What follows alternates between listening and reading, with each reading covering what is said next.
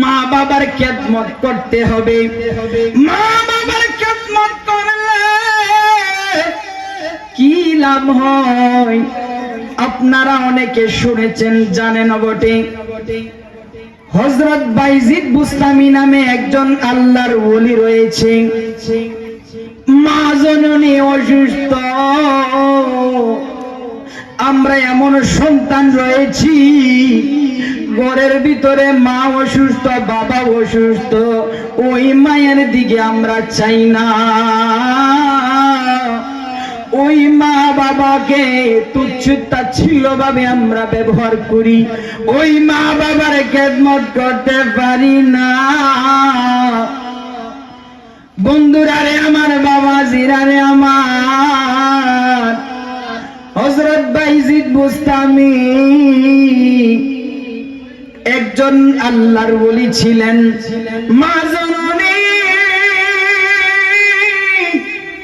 ঘরের মধ্যে অনেক অসুস্থ, ওই মা জননীর খেদমত করতে করতে কি করেছেন, হযরত বাইজিদ বুস্তামিকে একদিন মা জননী ডাকলেন, বাবারে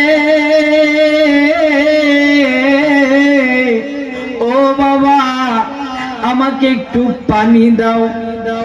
রাত্রে বেলা যখন মা জননী পানি চাইলেন, মা পানি চাওয়ার সাথে সাথে সন্তান পানি আনার জন্য গ্লাস নিয়ে অনেক দূরে গেলেন।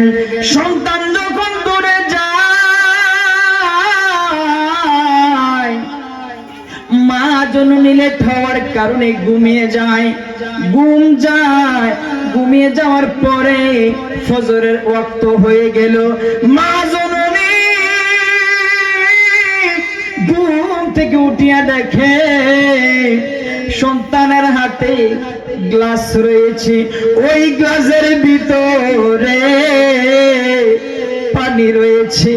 মা অর্ডার দিয়েছে, মা হুকুম করেছে, মা গো মা, ও মা, তুমি হুকুম করেছিলে, তুমি বলেছিলে কুকারে আমি মা একটু পানি খাবো, আমি মা অসুস্থ, তুই বাবা আমার খেদমতের জন্য পানি আনলে রে বাবা।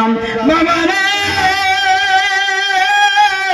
তোর জানি কত কষ্ট হইছে, আব্বা আমার শুইছে